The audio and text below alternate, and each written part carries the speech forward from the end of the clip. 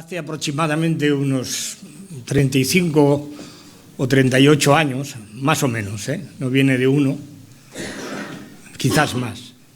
Cuando estudié por primera vez la epístola a los Colosenses y llegué a esta porción que hoy vamos a reflexionar, también fue motivo porque también estaba dando estudios sobre la misma en aquel momento. Y siempre que llego a esta porción digo, ¿en qué berenjenal me voy a meter? ¿En qué berenjenal me voy a meter? Pablo ha terminado ya todo lo que era, como decíamos la última vez, en el capítulo 3, al principio decíamos, cuando lo predicamos sobre él ha terminado ya toda su exposición, como decía nuestro pastor ayer, su enseñanza teológica. Ha centrado perfectamente en la primera parte de la epístola quién era la persona de Cristo, quién era la obra de Cristo y qué habían de hacer con relación a esa fe que habían depositado en él. Y a partir del capítulo 3, él empieza a poner en práctica todo aquello que tiene que ver con la fe que se ha depositado en Cristo Jesús. No vamos a repetir, o mejor dicho, no vamos a entrar en detalles. Falsos maestros estaban trastocándola a los colosenses. Trataban con ello de apartarlos de su fe en el Señor Jesús. Los colosenses, como ya dijimos en su día, en otro tiempo habían sido enemigos de Dios haciendo malas obras y ahí estaban muertos en delitos y pecados.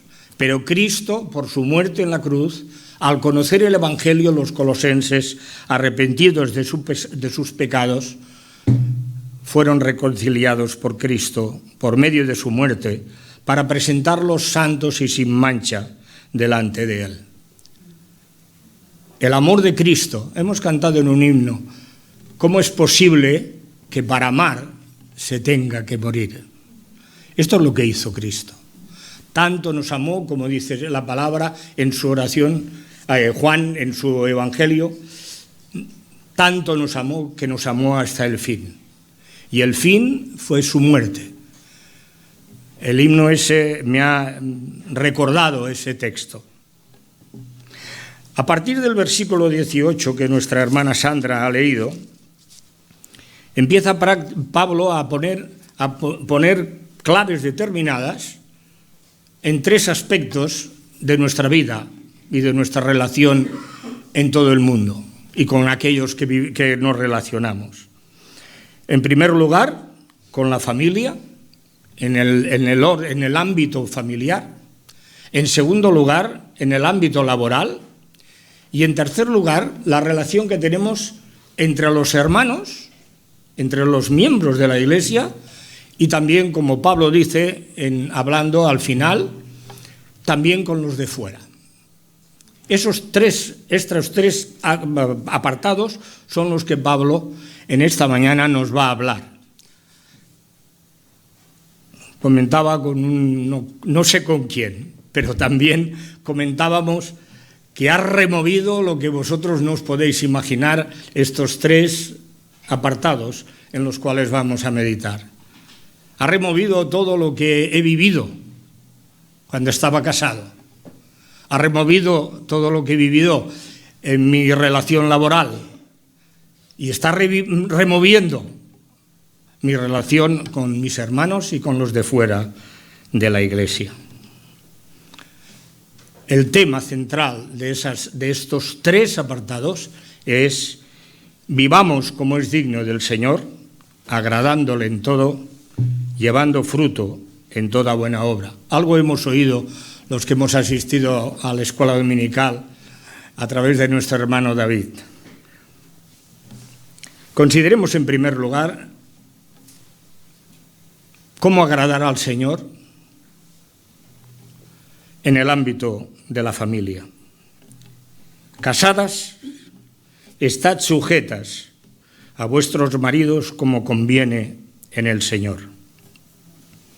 Alguien escribió hace tiempo: es difícil ciertamente ser cristiano, y sobre todo en el seno de la familia. pero o lo somos aquí, decía él escribiendo, o no lo somos en ninguna parte. Sin embargo, antes de entrar a considerar las palabras de Pablo, hay que hacer ciertas puntualizaciones. En primer lugar, no es posible conocer por qué Pablo solamente utilizó en esta epístola 4 versículos para hablarnos sobre el matrimonio, sobre las esposas y sobre el matrimonio. Solo 4 versículos. Cuando en la epístola a los Efesios, que muchos consideran que son 2 epístolas muy afines, que casi dicen lo mismo, tanto en Efesios como en Colosenses, utiliza el apóstol Pablo 15 versículos. 7 en la epístola a Timoteo, en la primera epístola a Timoteo, y 7 versículos también en la epístola a Tito. Y todos ellos, los 15 y los 2 7, hablan del matrimonio, de las esposas, de los maridos y de los hijos. En segundo lugar, hay que tener en cuenta que las exhortaciones que Pablo dice aquí solo son para los creyentes, no es para nadie más. Nadie que no haya nacido de nuevo puede, en realidad, cumplir lo que el apóstol Pablo ahí escribió. Y en tercer lugar, la unión matrimonial entre un hombre y una mujer fue instituida por Dios antes de que el hombre y la mujer pecaran. Dijo Dios, cuando vio que el hombre no podía estar solo, dejará el hombre a su padre y a su madre y se unirá a su mujer y será una sola carne. Hermanas casadas, aquellas que estáis unidas a un hombre por el matrimonio, estad sujetas a vuestros maridos. La palabra significa obedecedlos. Obedecedlos. Las defensoras del movimiento feminista ponen el grito en el cielo. Los que defienden los estereotipos de la mujer, denigrándola, dicen, Pablo se quedó corto. Incluso, para muchas veces vergüenza nuestra, en el ámbito evangélico y cristiano, encontraríamos una multitud de ideas, en la mayoría de las veces, contrarias a la ética de la bíblica y sobre todo,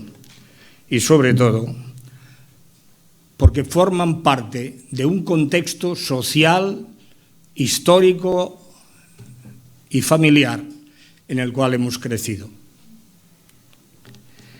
Algunos llegan a decir que el apóstol Pablo lo que hizo fue recoger algunos códigos moralistas de algunos filósofos y lo que hizo, porque también existían en aquella época, Séneca, por ejemplo, tiene un tratado sobre moralidad y en realidad, dicen, lo que hizo fue darle un tinte, o sea, darle un pequeño barniz de cristianismo. Si así fuera, hermanos, esto sería decir que los escritores bíblicos o mintieron o no sabían lo que se decían. Porque hasta 40 veces distintos escritores bíblicos utilizan esta palabra de sujeción, sujetaros, en distintos contextos y con distintas reacciones.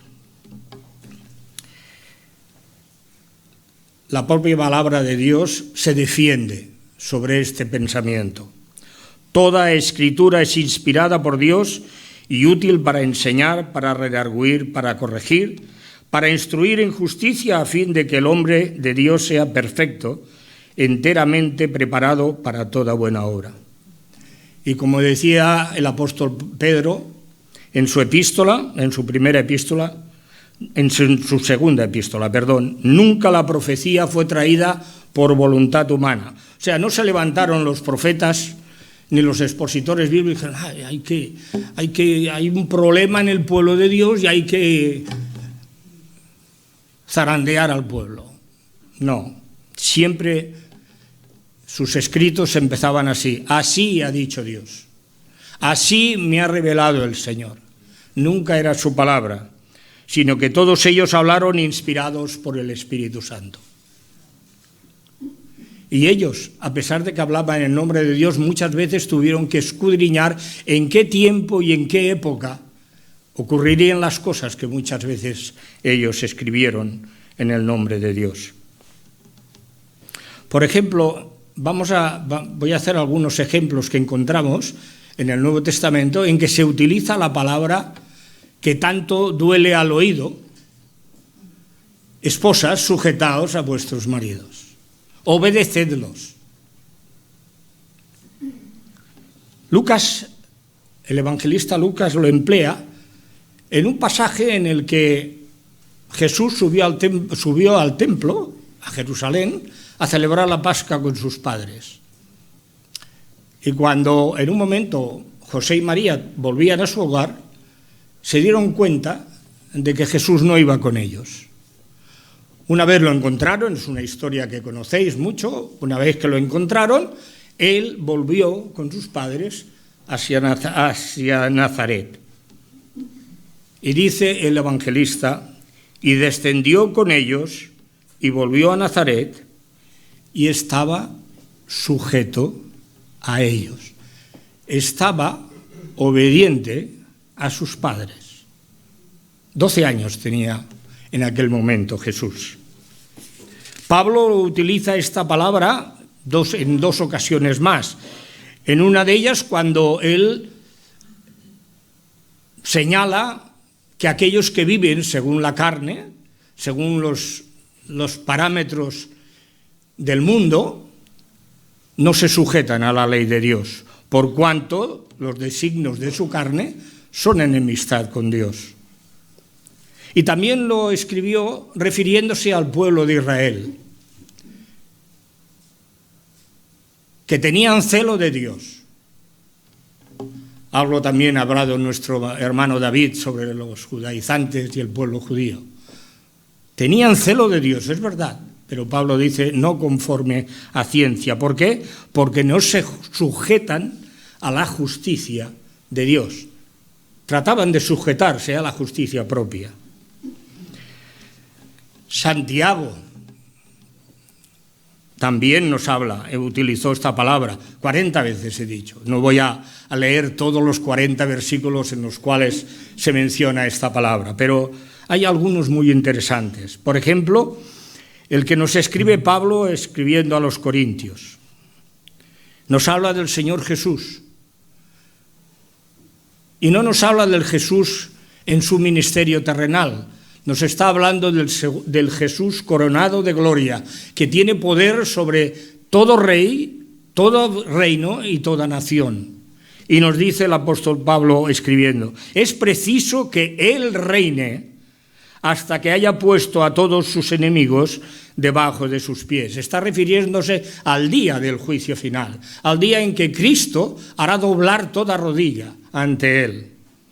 Y el postrer enemigo también será destruido, la muerte, porque todas las cosas las sujetó debajo de sus pies, se está refiriendo a Cristo. Y luego que todas las cosas le estén sujetas, entonces también el Hijo, que estaba a la diestra del Padre, que está a la diestra del Padre, se sujetará al que le sujetó todas las cosas a Él, para que Dios sea en todos. ¿Os imagináis, hermanos? Esta palabra de obediencia se está refiriendo en este pasaje, Pablo, a Cristo que está coronado a la diestra del Padre y que Él, una vez haya consumado su juicio y haya establecido todas las cosas nuevas, Él se sujetará al Padre.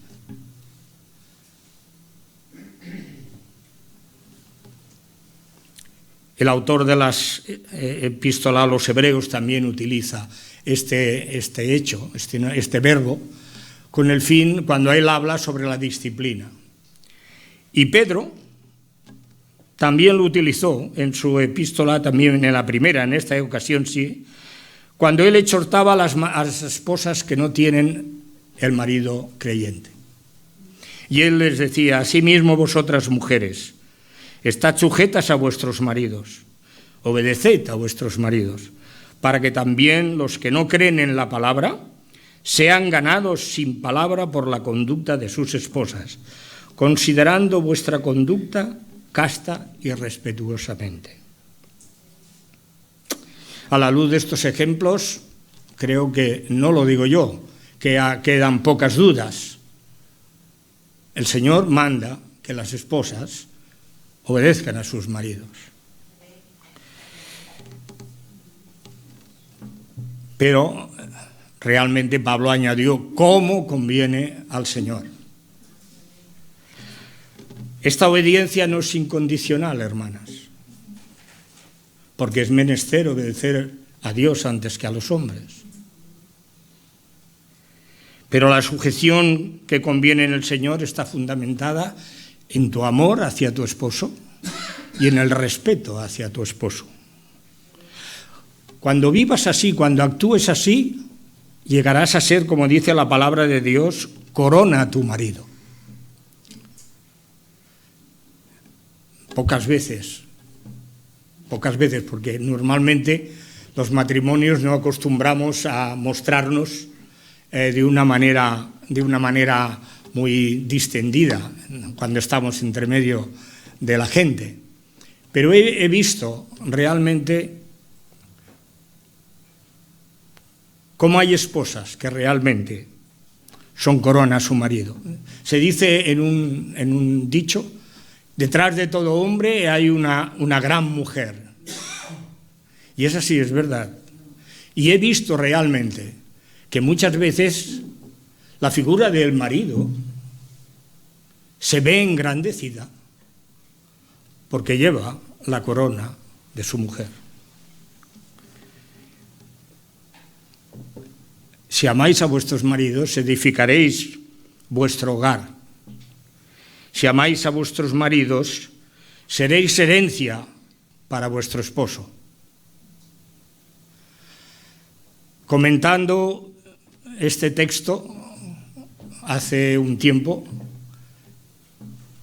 y es algo que lo fui adquiriendo con el paso de los años, la herencia que me tocó a mí fue mucho mejor que la que le tocó a mi esposa cuando se casó conmigo. Si amáis a vuestros maridos así, seréis más preciosas que las piedras. Preciosas.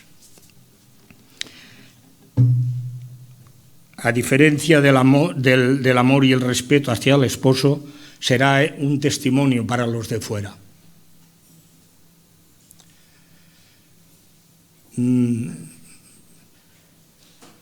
Se dice siempre que no hay que poner ejemplos personales, pero sabéis que mi esposa estuvo el último año de su vida en una residencia. El día que falleció, pues bueno, al cabo de unos días fui a liquidar si había alguna cosa que abonar todavía de su estancia allí. Y cuando ya me despedía del director, él me dijo: mire, no puedo dejar que se marche sin decirle algo. Y dije: bueno, usted dirá. Pensé, bueno, algo que me he olvidado. Dice: ¿cómo es posible que usted, con el deterioro que estaba sufriendo su esposa, usted fuera capaz de besarla, abrazarla? Fue una ocasión para dar testimonio de nuestra fe. Pero es algo que me cuesta decirlo, pero son momentos en los que, como decía, ese amor y ese respeto que también hemos de tener a los esposos es un testimonio para aquellos que están fuera, aquellos que nos observan, que nos critican, que nos miran con lupa. En fin, hermanas, sujetaos a vuestros maridos como la Iglesia está sujeta a Cristo. Maridos, Amad a vuestras exmujeres y no seáis ásperos con ellas.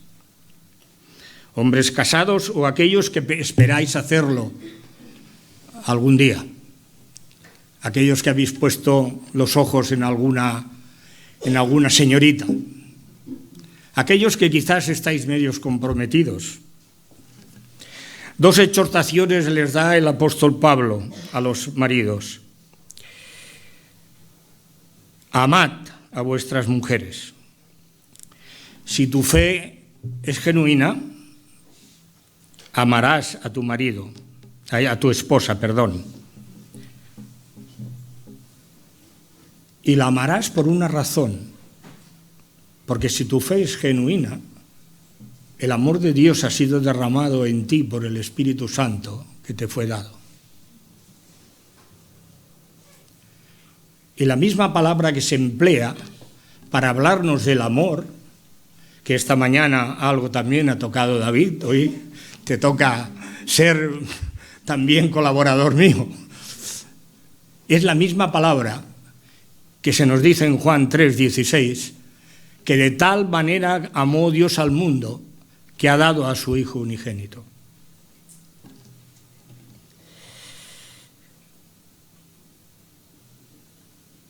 El amor hay que proclamar, no solamente hay que proclamarlo, hay que decir que amamos a nuestras esposas. Hay que demostrarlo con hechos. Si practicáramos el amor, tal como se nos dice en la primera epístola a los Corintios, seguramente más de un conflicto no entraría en nuestros hogares. Más de una discusión no llegaría ni siquiera a vislumbrarse. Porque el amor es sufrido, es paciente, no tiene envidia, no busca lo suyo. Los maridos estamos acostumbrados muchas veces a decir mi casa, mi coche, mi esposa. Yo dejé de decir estas cosas. El día que me avergoncé al leer en un versículo del profeta Ezequiel lo que Dios le dijo al profeta. Hoy voy a quitarte la luz de tus ojos. Hoy voy a quitarte la alegría de tus ojos. ¿Cómo amaría el profeta Ezequiel a su esposa? Para que Dios fuera testigo de que realmente iba a quitarle la luz de sus ojos, lo que él apreciaba. Y Dios lo utilizó luego para sancionar al pueblo de Israel que se había apartado de Dios. Y le dijo, no hagas duelo, para que la gente te pregunte, para la gente indague por qué no haces duelo por aquella que amabas tanto. El amor nunca deja de ser. Suerte tenemos que el amor de Dios es eterno, porque forma parte de su propia esencia, de su ser. Dios nos ama, nos amó antes de la fundación del mundo, nos sigue amando. Hace 2000 años entregó a su propio Hijo, por ti y por mí.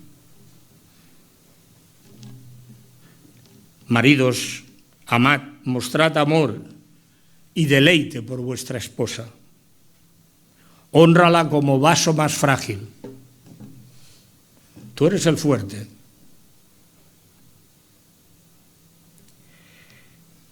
Pero además ella es coheredera de la gracia, de la vida, juntamente contigo. Y algo que a veces olvidamos muchas veces en casa. Para que vuestras oraciones o nuestras oraciones no sean estorbadas.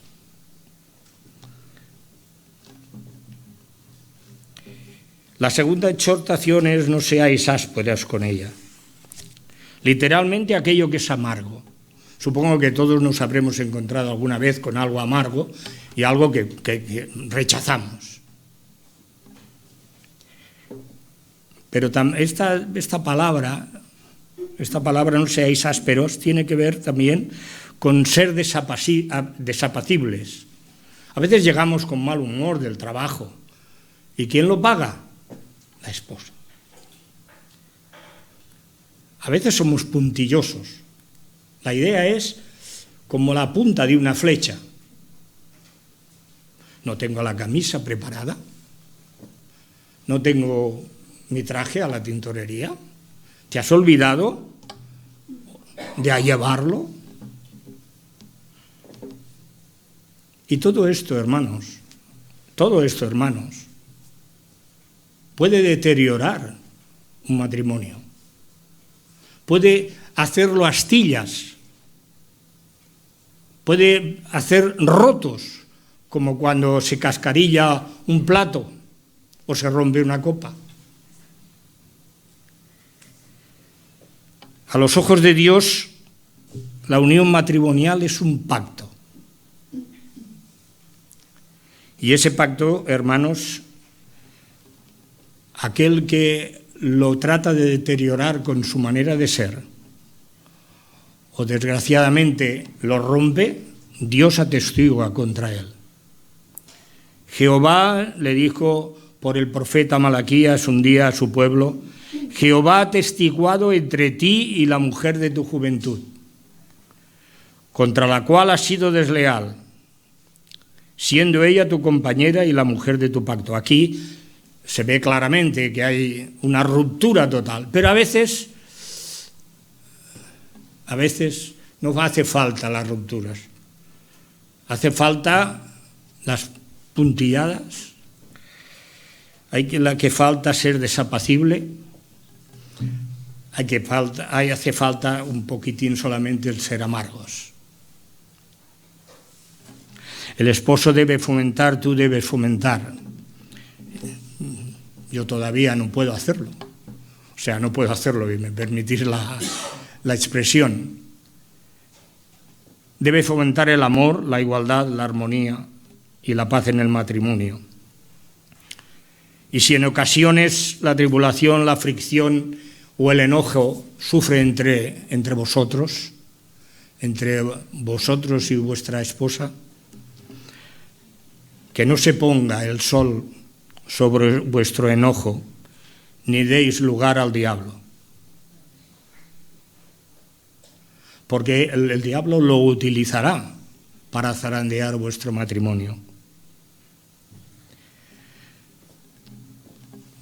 No voy a añadir ningún consejo. No me corresponde. Es la palabra de Dios a quien le corresponde. Pero sí que te voy a decirte una cosa, querido hermano. Si al pasar los años y miras a tu esposa y ves que se ha deteriorado, que ya no es aquella joven lozana que conociste, pero dice las mismas palabras que Adán cuando vio por primera vez a Eva: esta es carne de mi carne y hueso de mis huesos. Es que tu amor todavía está vivo. Pero si empiezas a pensar que algo que ya no tiene la figura de antes, hermano, vigila. Porque el amor se está apagando. Y si tú has recibido por el Espíritu Santo el amor de Dios, el amor nunca deja de ser.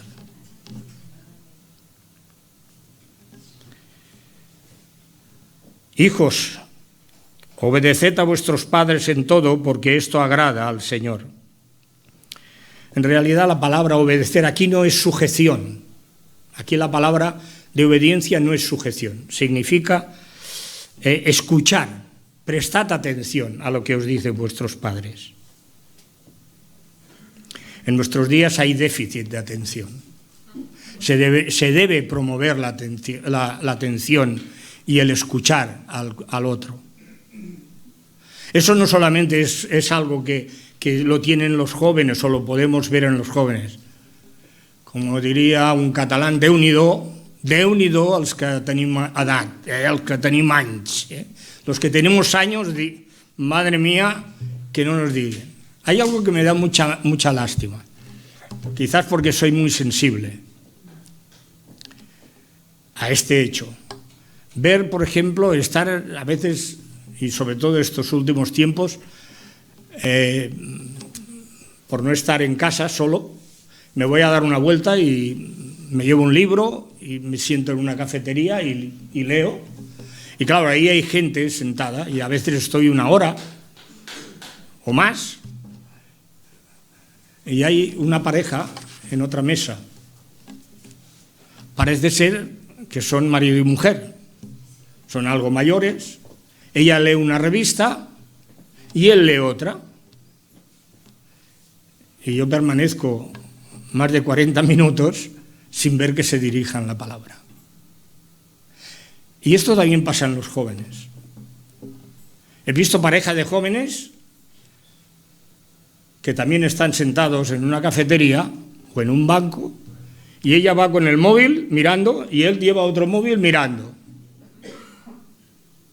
Y pocas veces conversan entre ellos. Pero también hay jóvenes, y os doy testimonio de que en alguna ocasión mi corazón ha saltado de alegría al ver a algunos hijos que se preocupan por sus padres, que obedecen a sus padres, que están pendientes de lo que les pasa a sus padres, sea bueno o sea malo. Pueden tener los padres problemas, no solamente entre ellos. No pensemos que siempre ha de haber problemas entre el esposo y la esposa. Puede haber problemas de trabajo, problemas de llegar a final de mes. Y hay hijos que son sensibles a eso. Y eso realmente me llena de alegría, me llena de gozo.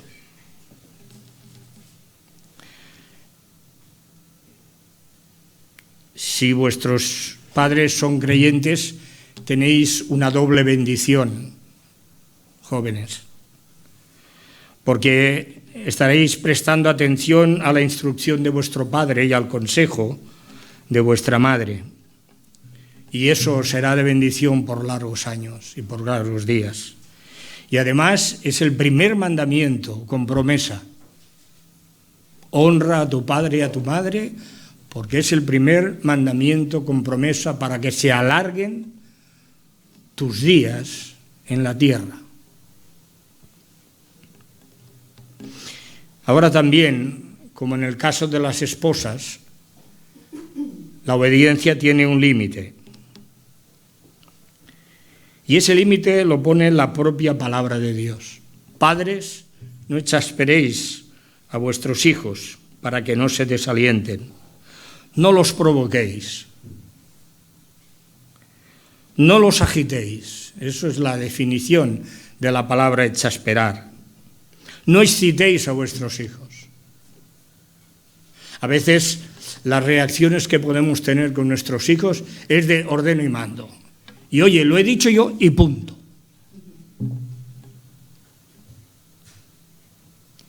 Y a veces nuestros hijos se pueden desalentar.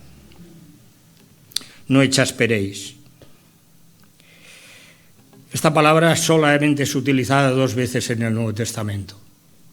Una en la epístola a los Colosenses. La otra cuando Pablo habla que el celo que tenían los hermanos de Corinto por recoger dinero para los que estaban realmente pasando tribulación y hambre en Jerusalén, había estimulado a otros. Dice, vuestro celo, vuestro deseo de ayudar a los demás, a los hermanos de Jerusalén, ha estimulado a otros. Es así como habríamos de realmente. Y en ese momento la palabra exasperación no es negativa, es positiva.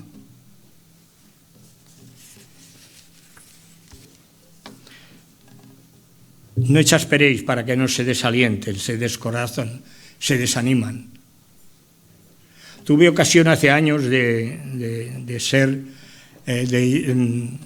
presidir un grupo de jóvenes durante un par o 3 de años. Y en aquellas en ese tiempo, tuve ocasión de entablar en jóvenes de entre 13, 14, 15, hasta 15 años solamente. Pero en esa ocasión tuve trabar cierta relación con ellos. Y muchos de ellos decían, es que mi padre, es que me pide cosas que no llegué más tarde de las 10 de la noche. Era otra época, ¿eh? Y a veces les caían a jóvenes de 15 años, llegar un poco más tarde de las 10, a las 10:30 les caía un marrón que pa' qué. Hoy en día la exasperación es de otra manera. Tienes que seguir la carrera que yo sigo. Yo soy abogado, tu abuelo fue abogado y tu tatarabuelo fue abogado, tú tienes que ser abogado. Y el hijo no quiere ser abogado. Al hijo lo que le gusta es la historia o la arquitectura o ser un ingeniero aeronáutico.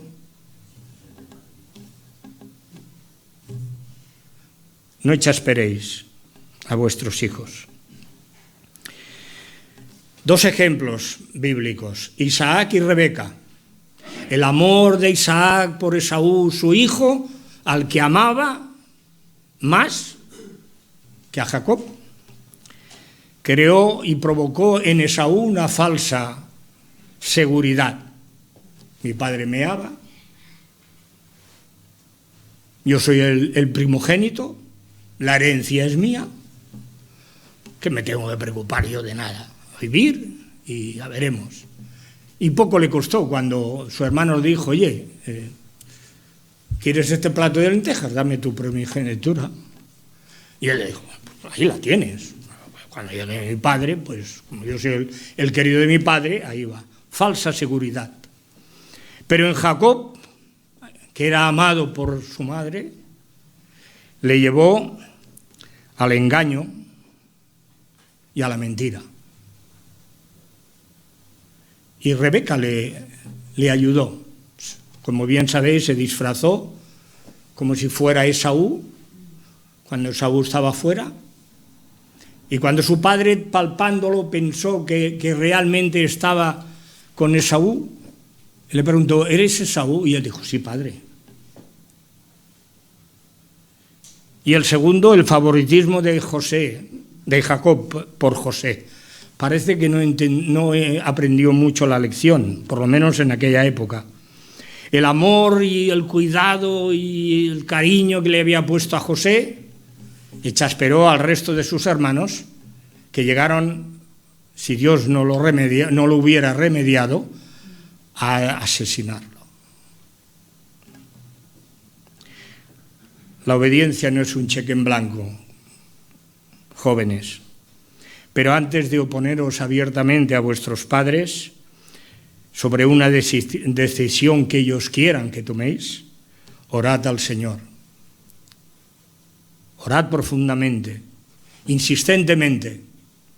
Pero además, también sería oportuno y prudente buscar el apoyo y consejo de alguien de confianza y madurez espiritual en el Señor.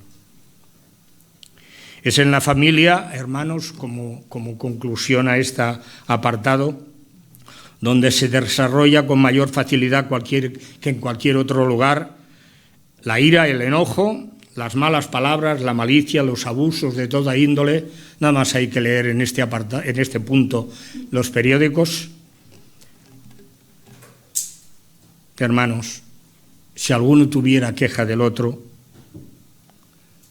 buscad la dirección del Señor, sed pacientes. Pablo entró en otro apartado difícil, las relaciones laborales. Siervos, obedeced, también aquí no es sujeción, porque ya estaban sujetos.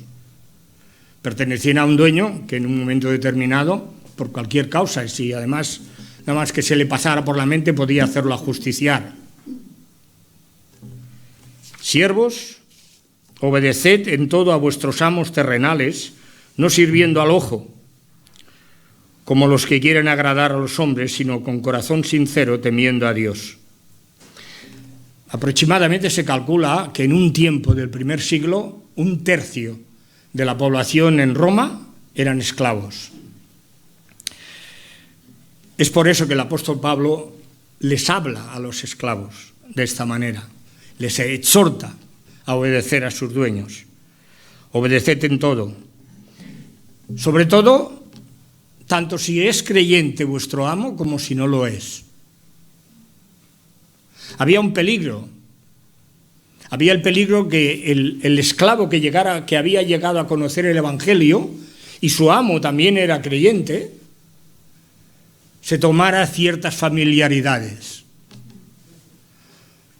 Bueno, hubo un esclavo que no se tomó muchas familiaridades, sino que se llevó algo de su dueño, parece ser que dinero. Onésimo. Menos mal que el Señor lo rescató por su misericordia y conoció a Pablo y conoció el Evangelio. Y posteriormente, como una prueba de que realmente había cambiado, volvió a su dueño, a Filemón. Porque claro, oír en palabras de Pablo, donde no hay griego ni judío, circuncisión ni circuncisión, bárbaro ni escita, siervo ni libre, sino que todos son en Cristo uno y todo. El esclavo podía llegar a pensar, bueno, pues escucha, ¿para qué tengo que obedecer tan estrictamente a mi amo? No sirváis al ojo. Esto tiene una lección para nosotros. En el ámbito laboral es difícil, es un momento difícil. Cualquier malentendido que haya dentro de nuestro ámbito laboral, si no tenéis un contrato blindado, os podéis encontrar en patitas en la calle. Hay que obedecer las directrices de la empresa. Es posible que no sean todas lo amables y lo buenas a nuestro entender. Pero Pablo aconsejaba eso, obedeced, haced las cosas bien hechas. En mi tiempo se utilizaba el teléfono, se cogían los bolígrafos de la empresa, se utilizaban los folios de la empresa y todo ello para usufructo de uno. Recuerdo que muchas veces tuve que pedir permiso para poder utilizar algunas cosas de la empresa. Porque yo llegué a la convicción que el teléfono era de la empresa, para utilización de la empresa y las cosas de la empresa. Y que si yo, por algún motivo, tenía que utilizarlo, porque en aquella época no había móviles, había de pedir permiso a mi jefe inmediato. No trabajar cuando realmente está el jefe cerca, o el patrono, sino en todo momento. También aquí, como es lógico, el equilibrio entre patrono y asalariado lo pone la palabra de Dios.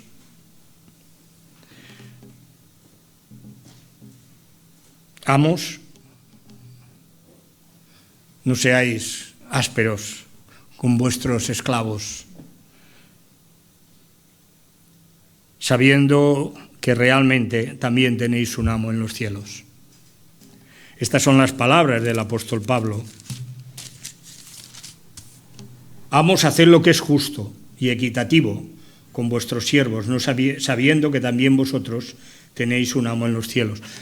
Ya he dicho al principio que todo lo que Pablo va a explicar a partir del versículo 18 es a creyentes. No podemos pensar que un amo que no es creyente, hay amos que hacen lo justo.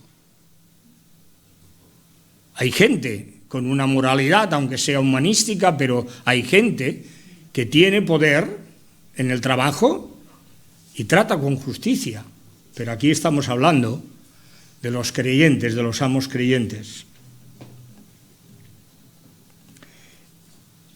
Vosotros también tenéis un amo en los cielos, el Señor Jesucristo. que pagó un alto precio por vosotros. Seguramente los amos, algunos esclavos, no habían nacido ya siendo sus padres esclavos y por lo tanto pertenecían al dueño de la casa. Cristo pagó por vosotros, por todos nosotros, pagó un alto precio. Haced lo que es justo, lo recto.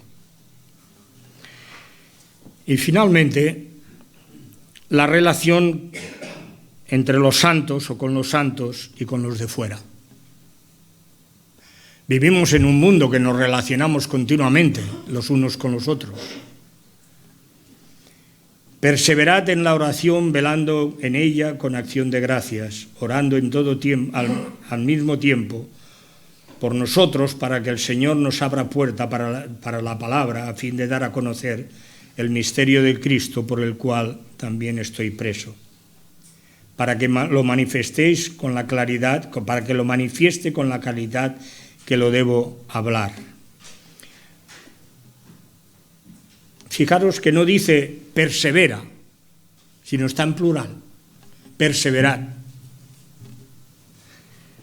Así como la savia para los árboles es realmente esencial para su vida, la oración es esencial para la vida de la Iglesia. Ella lleva nuestra alabanza al trono de la gracia. Ella es la que realmente lleva también nuestras peticiones, nuestras acciones de gracias, nuestra adoración. Y la oración juega un papel crucial en el crecimiento, desarrollo y comunión entre todos nosotros. Orad, velando en ella. La palabra es perseverando. Es un gozo los jueves ver cómo ha vuelto ya casi a la normalidad el culto de oración. En primer lugar, los lunes. Los que no pueden asistir o porque viven lejos o porque están trabajando. Pero aquí el número, por ejemplo, el último jueves se había incrementado y fue un gozo estar aquí los unos, orar por los otros. Para orar es necesario conocer lo que le pasa al hermano. Y muchas veces cuando estamos en la reunión de oración o antes, pues sabemos que a uno le pasa una cosa, otro da gracias por lo que Dios le ha contestado, o pedimos por un sinfín de cosas que realmente nos pasa en la vida. Es la savia que nos une, es la savia que hace crecer ese amor de los unos por los otros.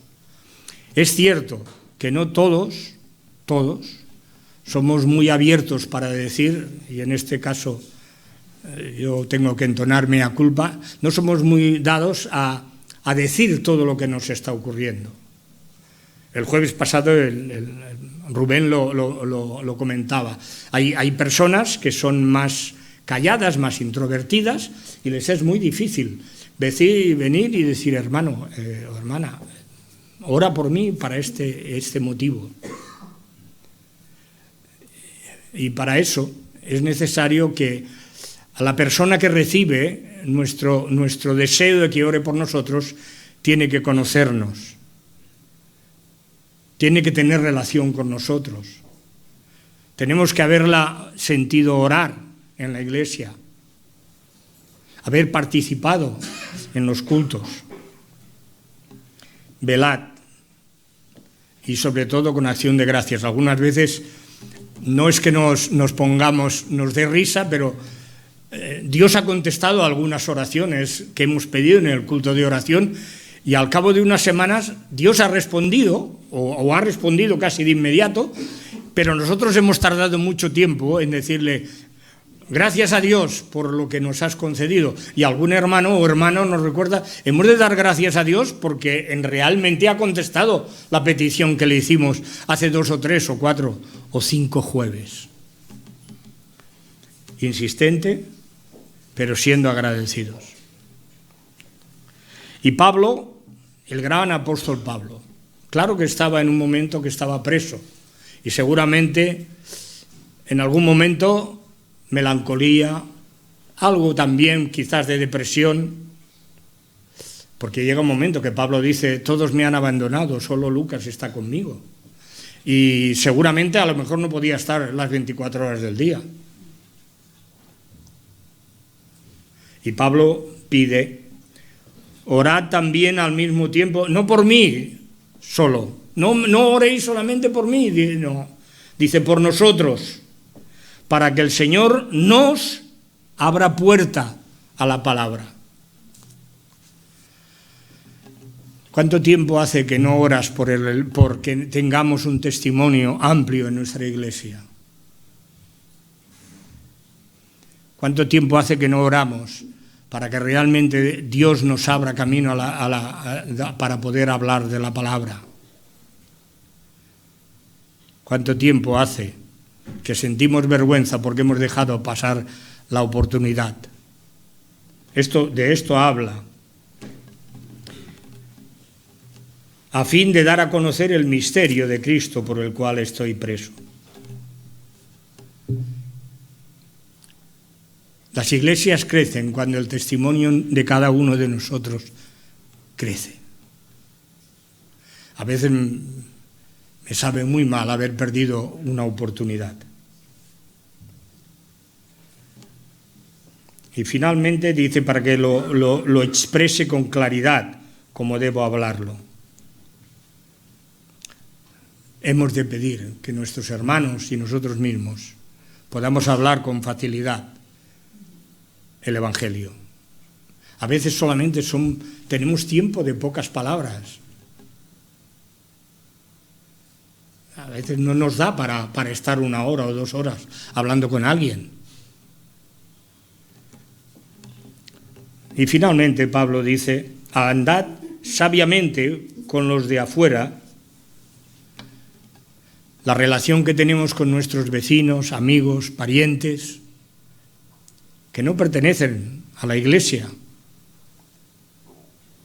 Dice, andad sabiamente para con los de fuera, redimiendo el tiempo. Esta palabra redimiendo el tiempo, ¿sabéis qué quiere decir? No perdiendo la ocasión, no perdiendo el momento.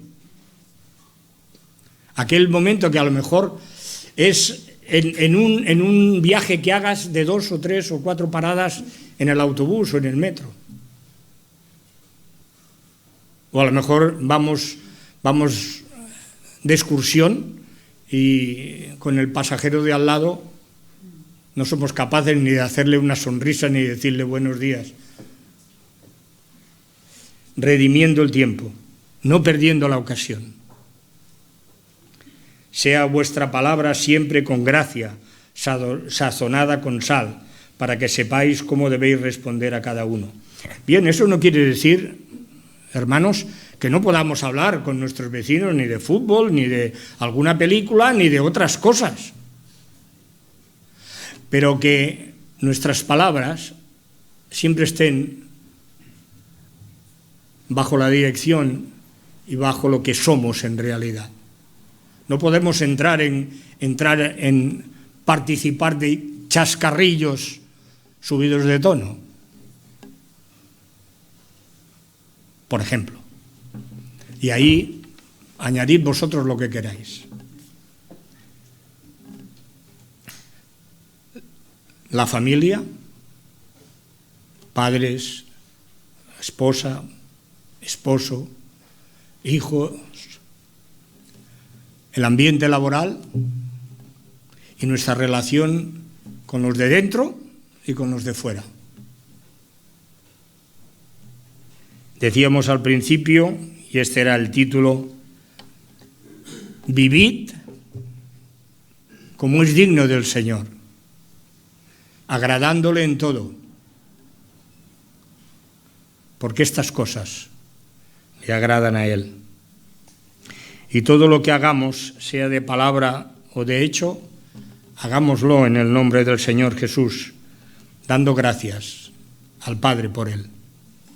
Porque si el Padre no nos hubiera dado ese regalo inmenso que es la persona y su obra de Jesucristo, tú y yo no estaríamos aquí.